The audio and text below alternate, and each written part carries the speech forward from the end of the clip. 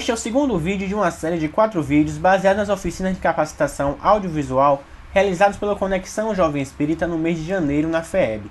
O segundo módulo apresentado hoje será o de captura de áudio, então chega mais e vamos lá. No ramo da produção de áudio, quando falarmos de intensidade e potência sonora, que eletricamente é expressa em watts, podemos usar uma medida análoga chamada Bel, decibel, ou para os mais íntimos dB. O Bel é uma unidade de medida sem dimensões para atenuação, amplificação ou para valores absolutos. Ele é obtido comparado com um valor de uma referência, no nosso caso 1 watt, de uma tensão, uma corrente, uma potência ou uma intensidade de som. A unidade de medida Bel é baseada em logaritmos decimais, já que o som é um processo físico e se comporta dessa maneira. A fórmula para obtenção de um valor de ganho em dB ou Bel, vamos chamar só de dB no nosso caso, baseado na potência sonora, é dada por essa expressão aqui, ó.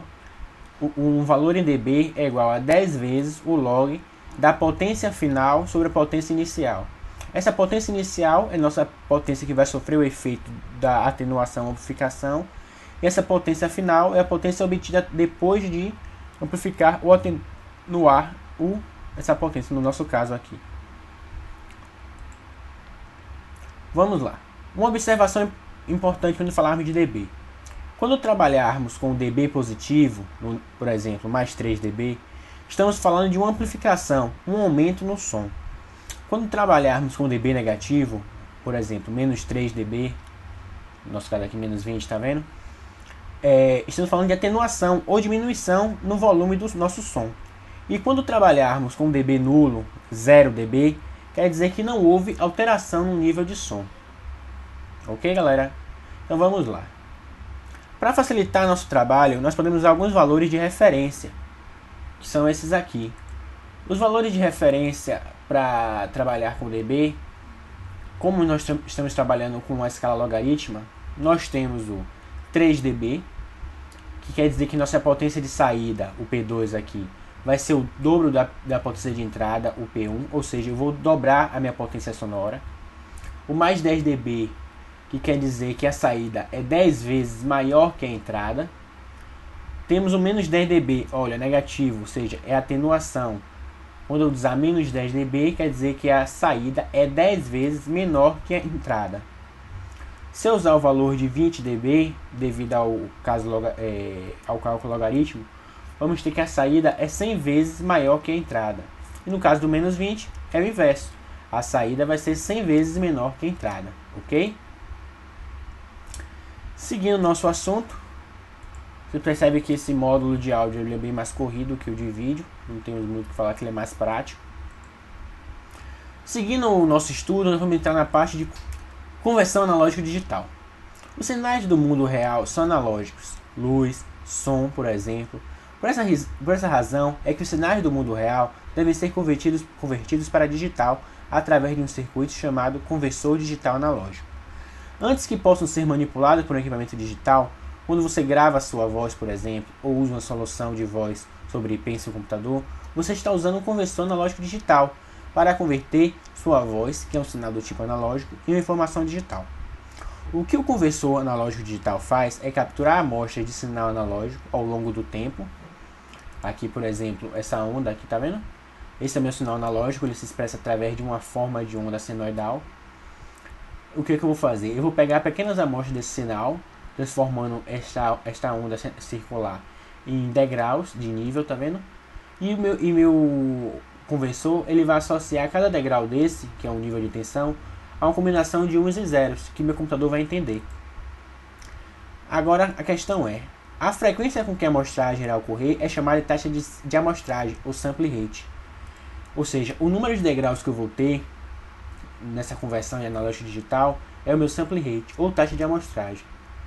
Mas quanto maior for esse número de degraus, mais fiel vai ser meu sinal de analógico quando eu reproduzir a origem. Ou seja, quanto mais degraus eu tiver, mais fiel vai ser a saída à entrada. E esse é o ideal.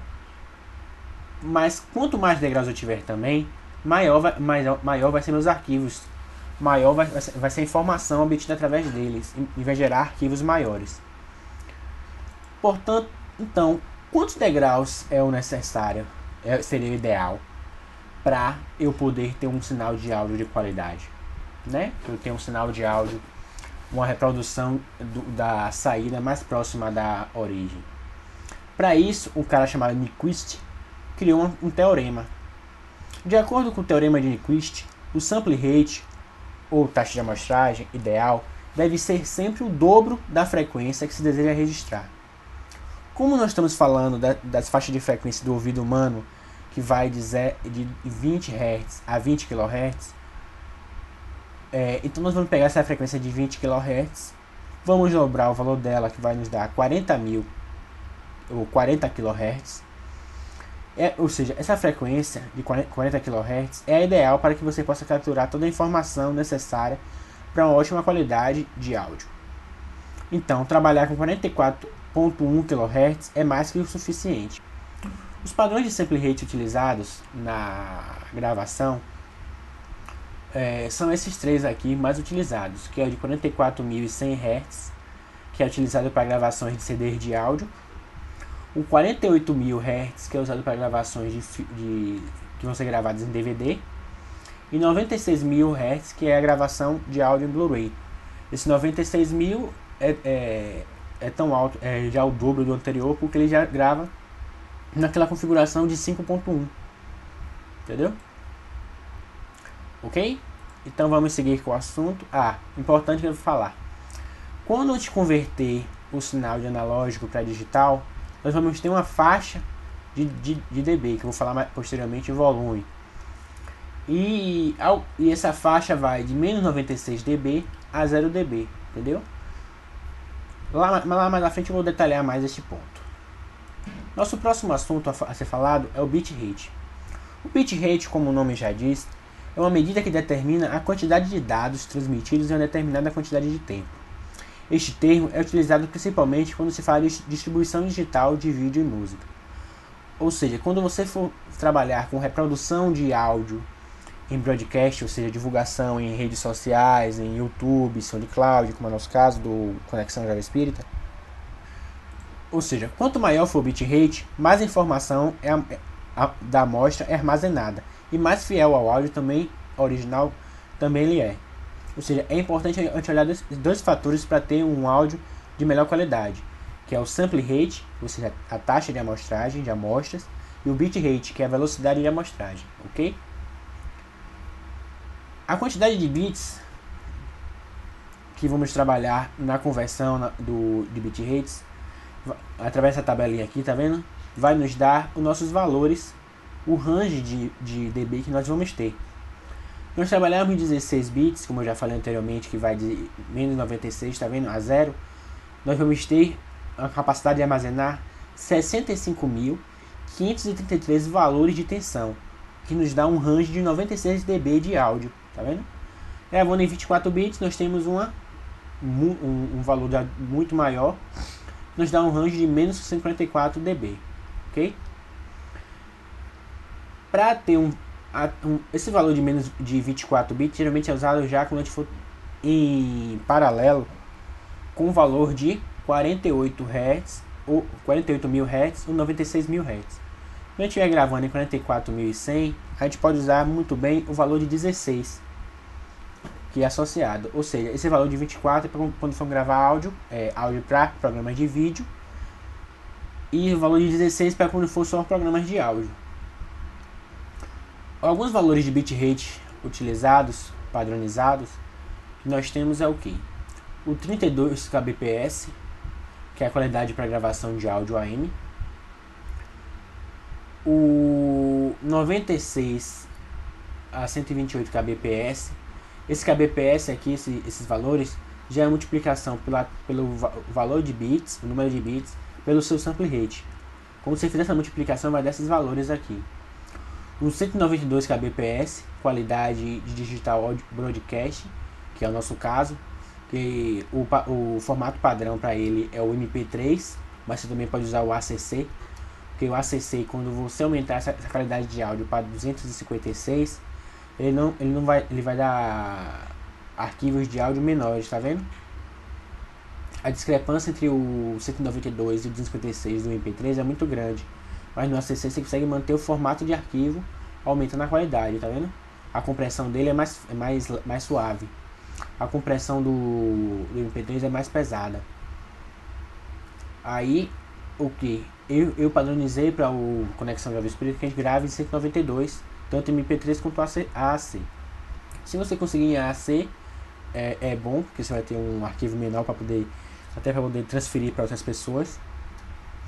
Mas o MP3 também é aceitável. Ok? Como eu já falei, gravar em maior sample rate, taxa de amostragem, em maior bit rate, resolução, irá proporcionar um áudio mais fiel ao original. Porém, irá exigir do seu computador um melhor poder de processamento e maior espaço para a armazenagem dos arquivos maiores, com mais informação de áudio. Também para a transferência vai ser mais trabalhosa. Ok? Então vamos ao nosso próximo assunto.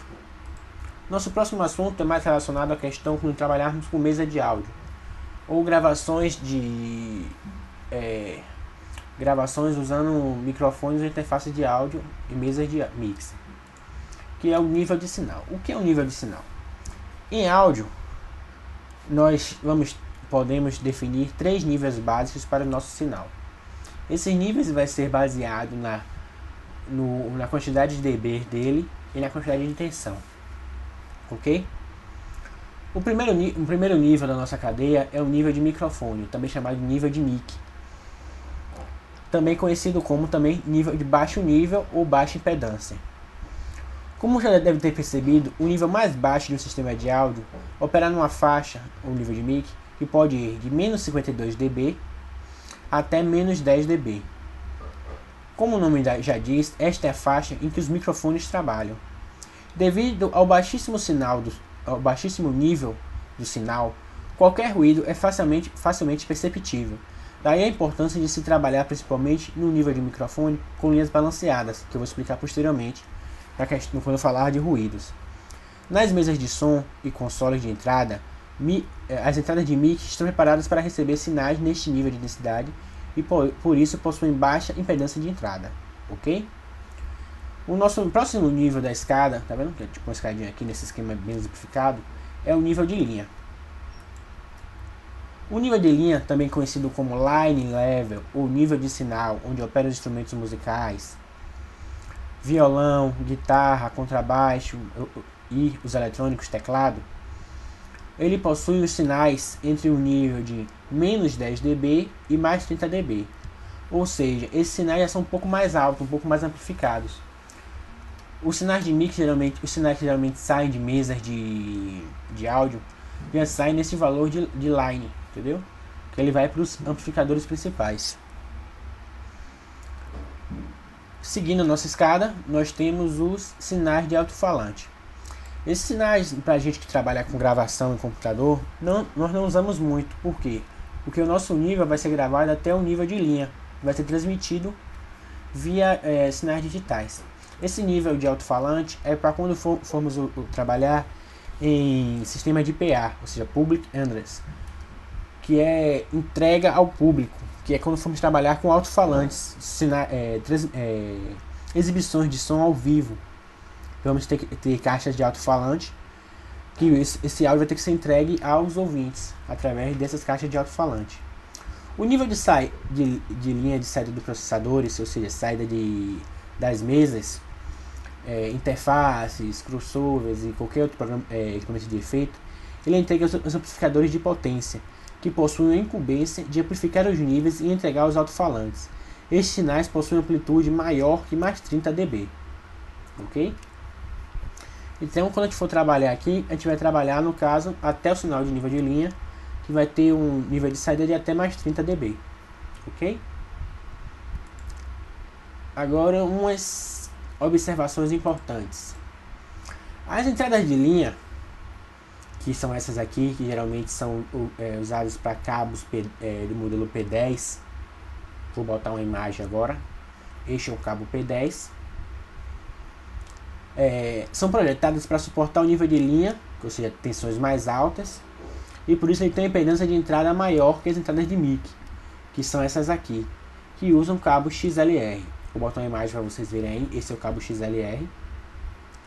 Então é importante lembrar uma coisa importante, uma observação importante quando for conectar esses equipamentos. Isso aqui, eu vou falar isso por quê? Porque existem conectores microfones que possuem entradas P10, mas que devem ser conectados a entradas de mic. Okay? Não conecte equipamentos que geram sinal de linha, como violões, contrabaixos, teclados, nas entradas de mic das mesas e consoles. O sinal será distorcido e você poderá danificar o pré-amplificador da entrada da mesa. Ok? E outra coisa, equipamentos que gerem sinal de microfone, com os próprios microfones, o nome já diz, se conectados à entrada de linha, não danificarão a mesa. Porém, devido ao baixíssimo sinal e à alta impedância da entrada de linha, eles não excitarão os circuitos do pré-amplificador. Ou seja, a sua entrada não vai reconhecer o áudio que está entrando, não vai reconhecer o sinal de mic.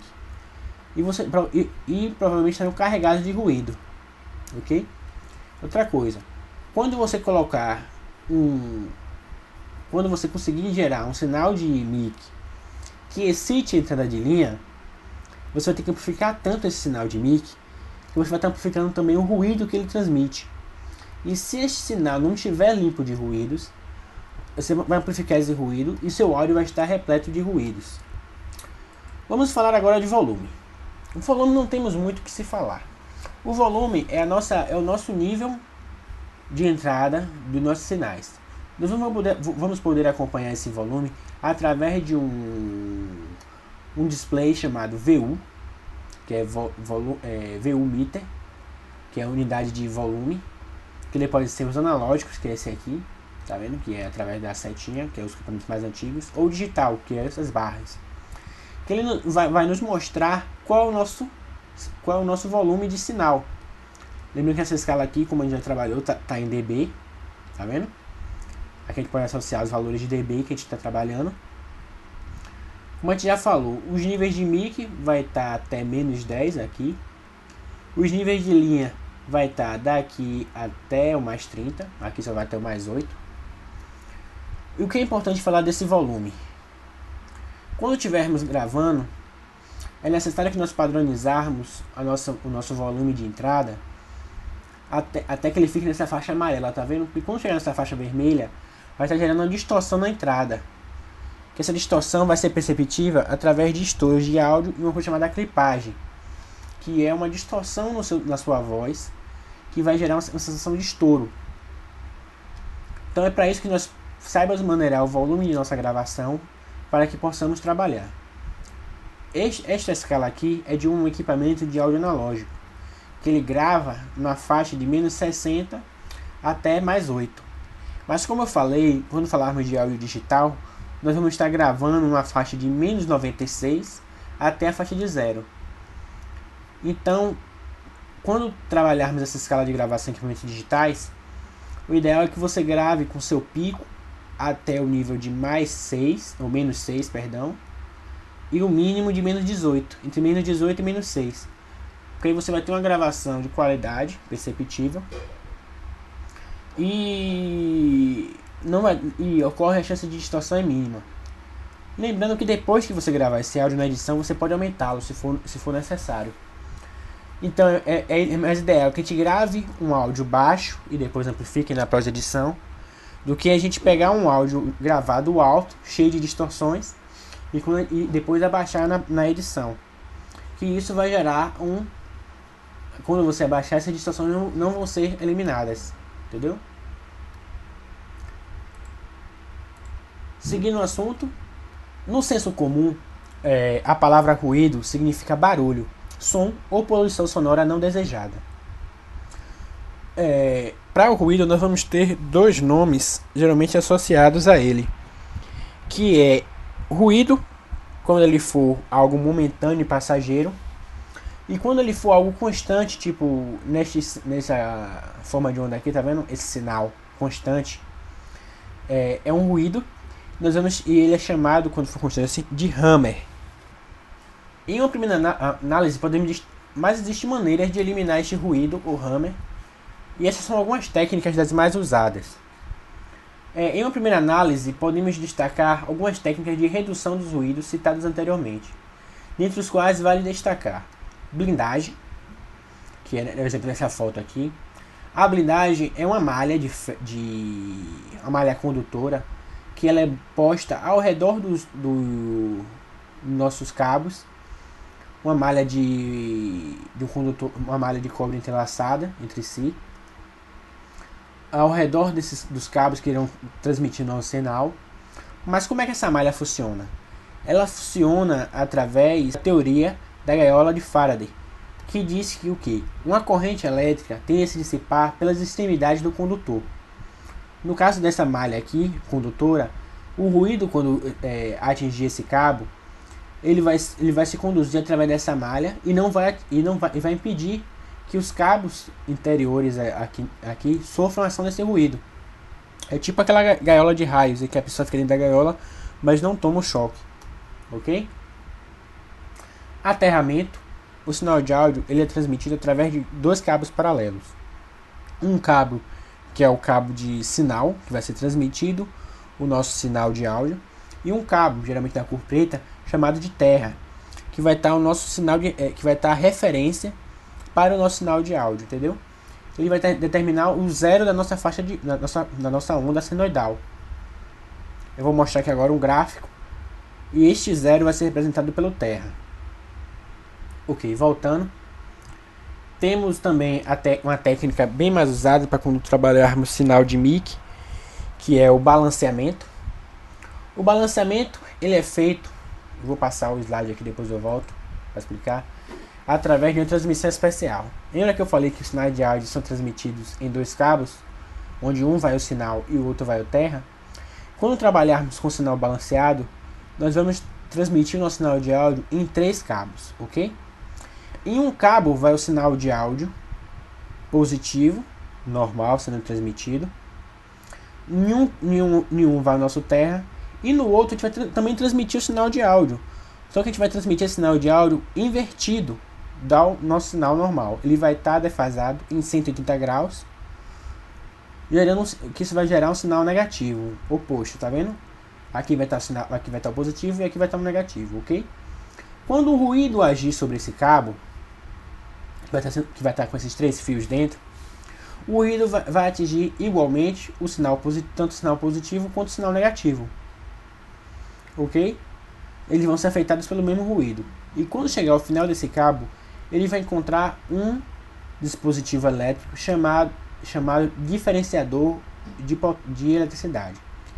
Esse diferenciador ele vai pegar o que se encontra no cabo vermelho, que é sinal positivo mais ruído, e vai subtrair com o que está no cabo azul, que é o menos sinal mais ruído. No final das contas, o cálculo final vai ser esse aqui, ó. Mais sinal mais ruído, menos sinal mais ruído. Matematicamente, esse sinal negativo aqui vai inverter os sinais do que estão dentro do parêntese, matemática básica. No final das contas, nós vamos ter o quê? Sinal positivo, ruído positivo, sinal positivo, ruído negativo. Ruído negativo com ruído positivo se anulam, ok? E no final a gente vai ter um sinal positivo duas vezes maior. Ou seja, áudio balanceado, um cabo balanceado nos dá um áudio limpo de ruído e maior, e com uma intensidade de sinal duas vezes maior do que um sinal de mic normal, ok? Vamos voltar agora. Então, outro exemplo de eliminação de ruído é através de filtragem. Como é feita essa filtragem? Os ruídos geralmente têm frequências específicas. Os hammers, lembra que eu falei que eles são constantes? Os hammers, eles têm frequências específicas em que eles vão estar na nossa faixa de áudio, que eu vou explicar posteriormente essa faixa de áudio.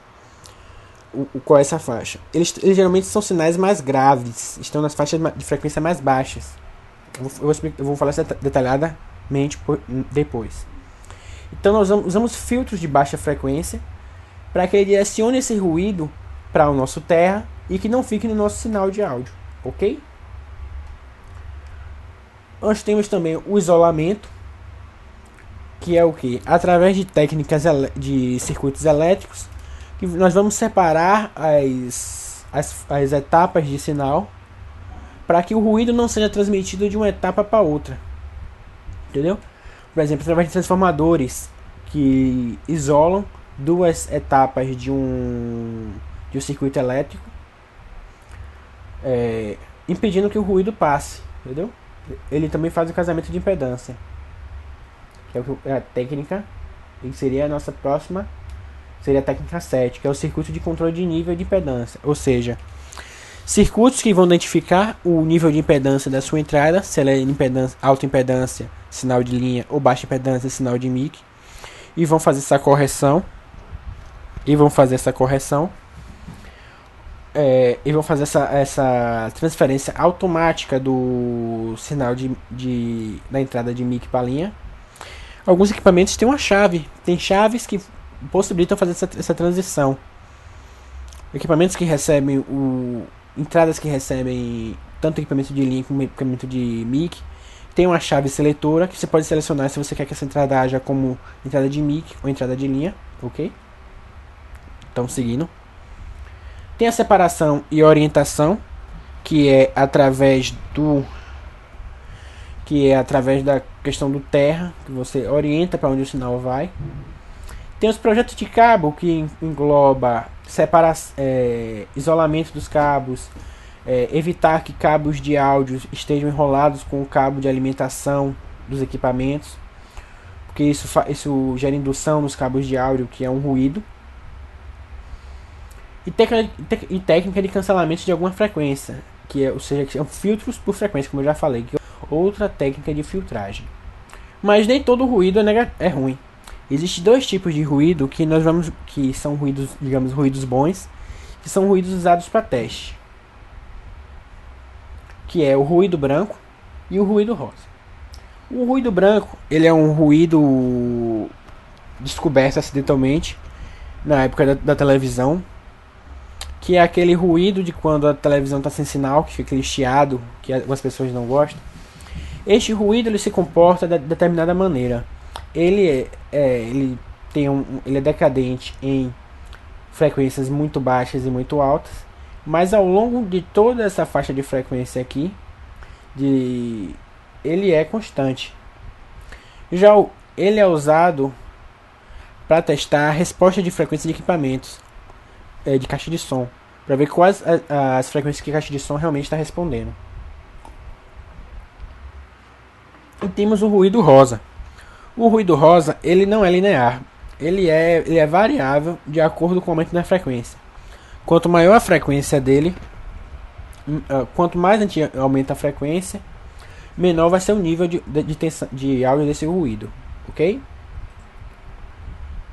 Então já falamos tanto de faixa de frequência, mas quais são essas faixas de frequência propriamente ditas? Quando falarmos de áudio, nós estamos falando de sistemas de áudio possível de ser ouvido pelo ser humano. O ser humano ouve da faixa de frequência de 20 Hz a 20 kHz, ok? E essa faixa toda essa extensão de frequência é dividida em algumas faixas de regiões, que podem ser divididas em 5 ou 3 faixas básicas de frequência. Quando dividirmos em 5, nós vamos ter essas 5 aqui. Os subgraves, que são as frequências muito baixas, dificilmente perceptíveis pelo ouvido humano a tensões normais. Eu vou falar por quê. Antes de falar de regiões, eu vou falar da percepção do ouvido humano. O ouvido humano, eu já falei que ele escuta de 20 Hz a 20 kHz, em teoria. Mas ele não ouve linearmente essa faixa de frequência. A capacidade auditiva do ouvido humano varia de acordo com a frequência que está sendo exibida. Por exemplo, você percebe que para a gente ouvir uma frequência de 20 kHz, de 20 Hz, é necessário um nível de tensão, um nível de áudio de 100 dB a mais do que se a gente for ouvir na faixa de frequência dos 200 Hz ou dos 2 kHz aos 5 kHz. Eu vou fazer uma gravação de um programa disponível na internet, que é um gerador de sinal de áudio, que eu vou variar a frequência, mas não vou variar o volume, só variando a frequência.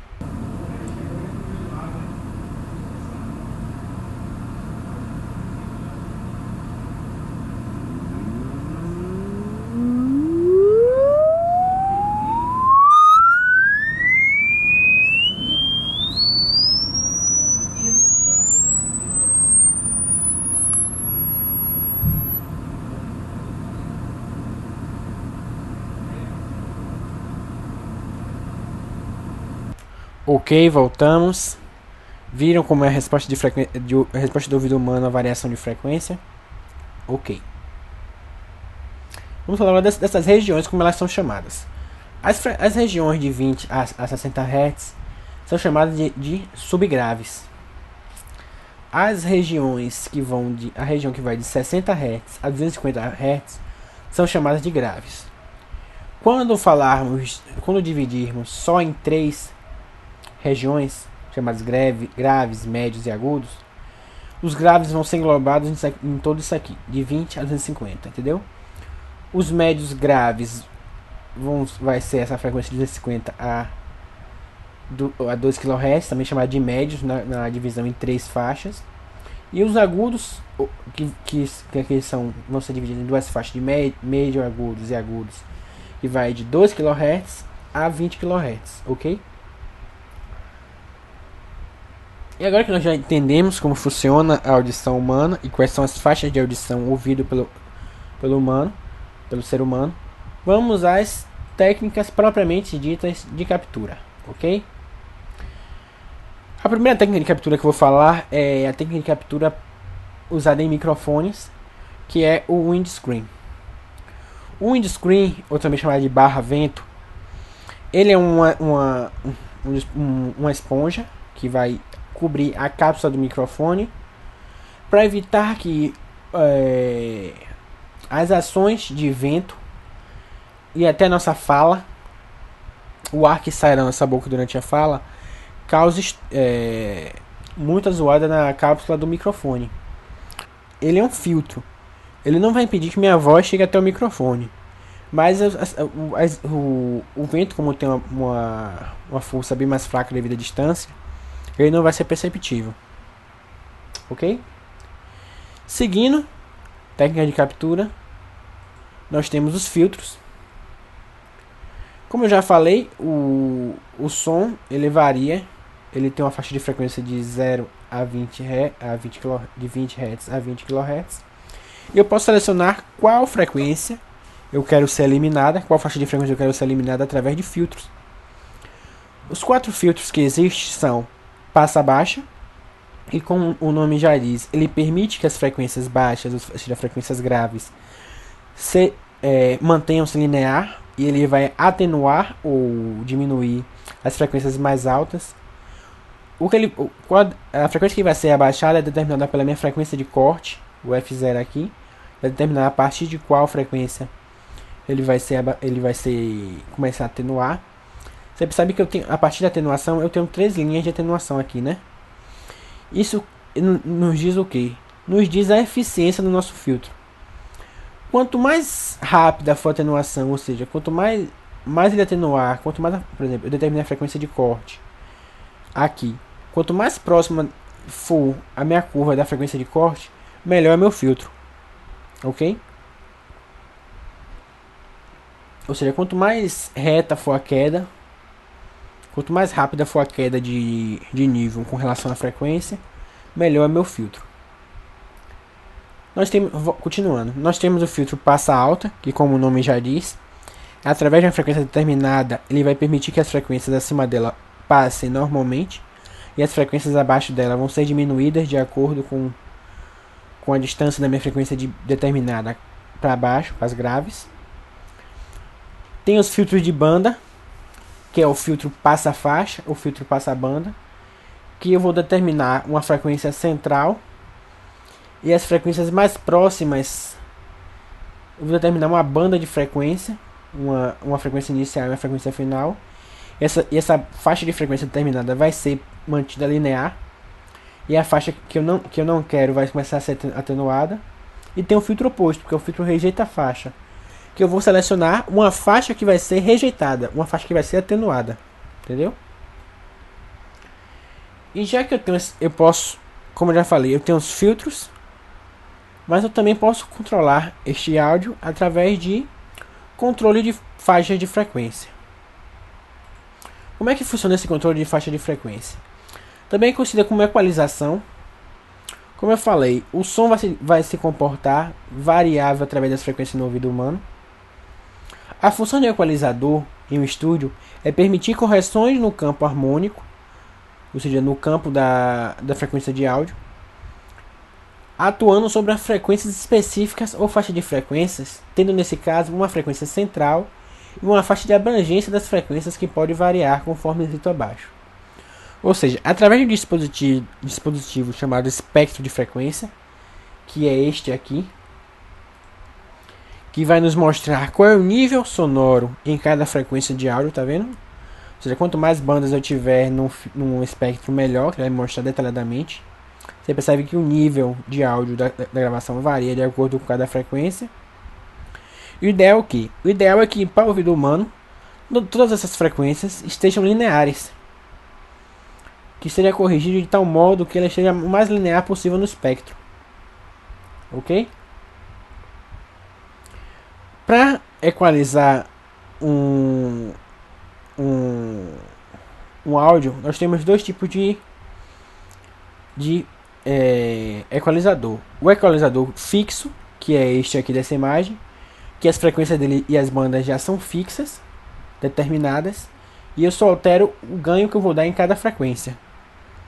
Aqui nós temos um padrão de equalização mais básico, que é também chamado de curva sorriso. Porque se você reparar, essa curva ela acompanha a deficiência auditiva do ouvido humano.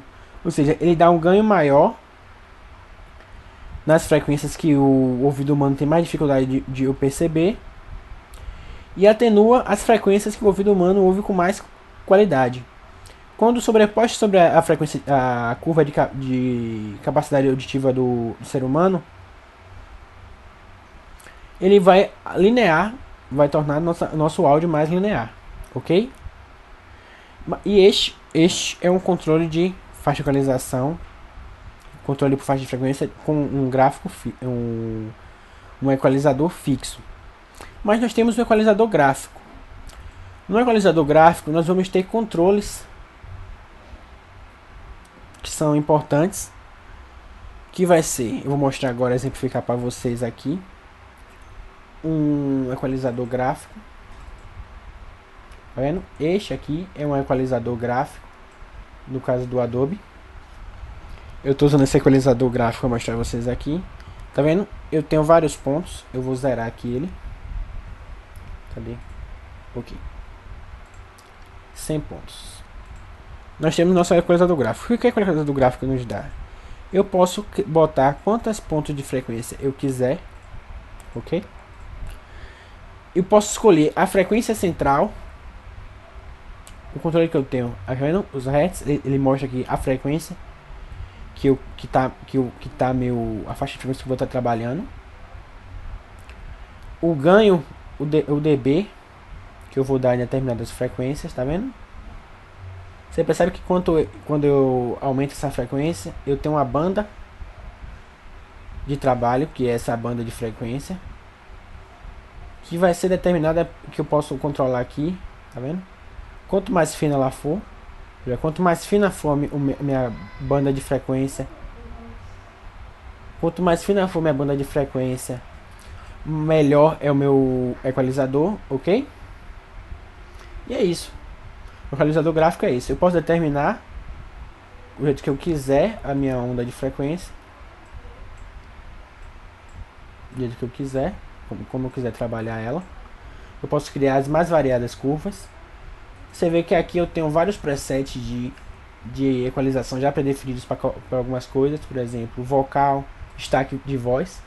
Já a curva que ela vai melhor ser configurada para responder a voz humana, ok? E nesse receptor equalizador, além de poder dar ganho individualmente por frequência, eu posso corrigir depois dando ganho em todas as frequências já trabalhadas, ok? Então, pessoal, este foi o módulo de captura de áudio. Obrigado por mais uma aula assistida. Fique com Deus, tudo de bom e até a próxima.